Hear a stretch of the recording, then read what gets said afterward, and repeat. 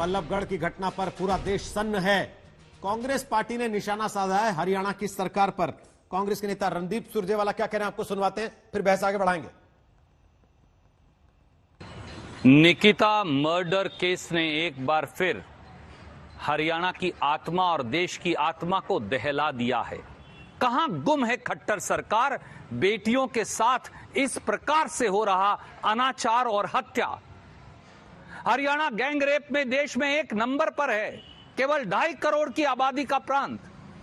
शर्म आनी चाहिए ऐसे मुख्यमंत्री को, और शर्म आनी चाहिए ऐसी जजप्पा और भाजपा सरकार को। क्या बेटियां इस प्रकार से महफूज होंगी? तो सुना आपने रणदीप सुरजेवाला। जवाहर यादव जवाब देना चाहते हैं इनकी बात पर, उसके बाद मैं शोएब जमाई से कमेंट दूंगा, क्योंकि सुबुह खान की बात पर वो जवाब देना चाह रहे हैं बहुत देर से। जवाहर यादव बोलिए जल्दी से। और वो एफिडेविट नहीं दिखाया आपने अभी तक जिसमें आप ये साबित कर सकें कि लड़की ने कहा था कि वो अपनी मर्जी से गई थी।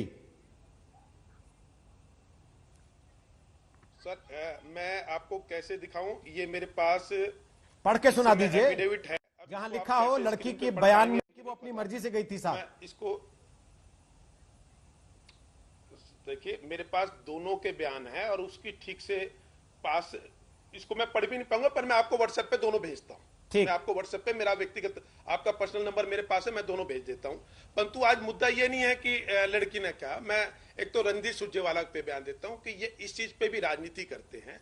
मुझे अच्छा लगता है ये हमारी आलोचना करते हैं, राजनीति में सबको अधिकार है, परंतु ये कहते कि देखो इन्होंने तो आपताब को कांग्रेस पार्टी से बाहर कर दिया, अब खट्टर सरकार क्या करती है वो करके दिखाए, मुझे निश्चित रूप से अच्छा लगता। दूसरा, एक मुझे लेके बार बार ये कह रहा है कि भाजपा ये नहीं कह रही कि लव जिहाद है। हमने इसको मना नहीं किया है, मेरे शब्द ये थे, इसलिए मेरे शब्द को ना तोड़ा मोड़ा जाए। हमने कहा एसआईटी गठित हो चुकी है, एसआईटी की गठित होने के बाद दोनों आरोपी पकड़े जा चुके हैं। इनसे सारे तथ्य आने के बाद हम बता पाएंगे कि ये वास्तविक मुद्दा क्या था। तो जब तक नहीं है, जल्दबाजी में मैं किसी भी चीज को ऐसा बोलना नहीं चाहता, परंतु मैं ये आश्वासन दिलाता हूं कि इन गुनाहगारों को कठोर से कठोर सजा मिलेगी। अगर पीड़ित परिवार कांग्रेस के विधायक, पूर्व में मंत्री आफ्ताब के खिलाफ ये लिखकर देता है, जो उन्होंने अपनी बाइट में बोला है कि आफ्ताब ने भी उस समय उन पर दबाव बनाया, लिखकर उसको देगा, तो निश्चित रूप से उस पर भी हम एफआईआर करेंगे। ये मैं आपको बिल्कुल ऑन एयर कह रहा हूं। मैं कांग्रेस की नेता की तरह इधर उधर नहीं करूंगा। ओके, शोएब जमाई बोलिए अपनी बात। देखिए, इस पूरे प्रकरण में भाजपा के जिम्मेदार प्रवक्ता हैं, और चूंकि हरियाणा में और उत्तर प्रदेश दो जगह में बीजेपी की सरकार है, तो उन्होंने साफ तौर पर कह दिया है। मेरी आवाज आ रही है? क्या कह दिया भाई? आप बोलते रहिए, कोई बात नहीं। साफ तौर पर कह दिया है कि लव जिहाद जो है कोई एंगल नहीं है। तो जाहिर सी बात है ये क्राइम का मामला, और क्राइम के नजरिए दुरुस्त भी कर लिया ब्रेक के बाद कि मैंने ऐसा नहीं कहा कि लव जिहाद नहीं है। वो कह रहे हैं मैं जांच के बाद बोलूंगा। नहीं, देखिए ये क्राइम का मामला है और मैं लड़की के परिवार के साथ हूँ। जो अपराधी है, चाहे क्या कुछ भी नाम हो उसका, उसको यहाँ से सख्त सजा होनी चाहिए।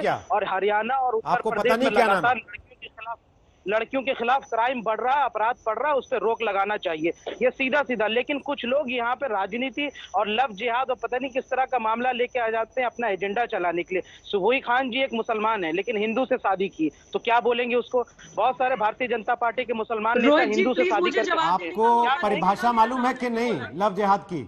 पहचान छुपा के किसी से विवाह करना और फिर संबंध बन जाने के बाद धर्म परिवर्तन के लिए जोर डालना, ये कहा गया लव जिहाद।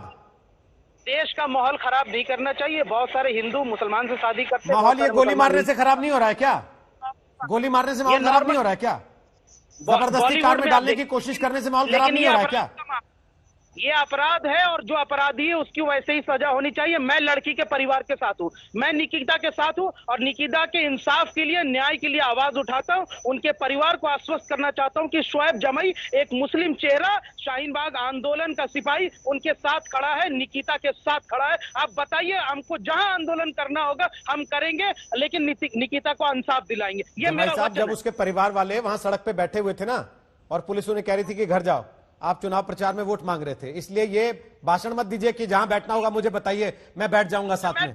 प्लीज सर, उतना ही बोलिए, उतना ही बोलिए जितना कर सकते हो। केवल दिखाने के लिए कुछ भी बोल दें तो फिर वो ठीक नहीं लगता है। सुबुह खान जवाब देनी है आपकी बात का। सुबुह जवाब दीजिए। जी जी जी जी सर, मैं किसी पार्टी रोहित का जी, राष्ट्रीय प्रवक्ता हो गया श्वेत मैं भाई, जन अधिकार श्वेत पार्टी भाई, का बात राष्ट्रीय सुन लीजिए, प्रवक्ता हो गई हूं। आपकी मेरी बात। जिम्मेदारी है, मैं बात यहाँ सुन हूं। लीजिए, लेकिन आपने मैं मेरा कह रहा नाम हूं, लेकर बोला है, पार्टी जवाब ले परिवार लीजिए। को- रोहित जी, इनको प्लीज नहीं, बोलिए, जवाब ले लें।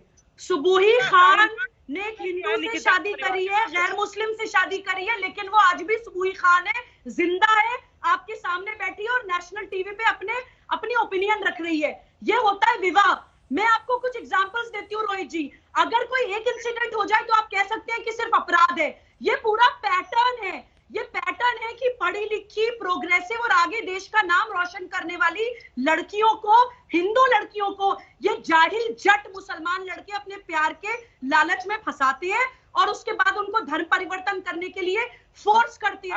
ये जिहाद है हमारे देश के खिलाफ। चाहे वो निकिता तोमर हो, जो कि लेफ्टिनेंट बनना चाहती थी, जो कि 12th में 95% लाई थी, बीकॉम में हर ईयर में वो लड़की टॉपर थी, उसको दिन दहाड़े गोली मार दी। अंजना तिवारी को आपने मजबूर कर दिया कि वो अपने अंदर आग लगा ले। बलरामपुर में वो लड़की वकील बनना चाहती थी। एक बच्ची जो एक शोषण समाज से आती है, वकील बनना चाहती थी, उसको शाहिद और साहिद बलात्कार करके मार देते हैं। तारा सहदेव को रंजीत कोहली बन के मुसलमान लड़का शादी करता है और बाद में पता चलता है कि उसका नाम रफीकुल हसन था। ये पैटर्न है, ये पैटर्न है।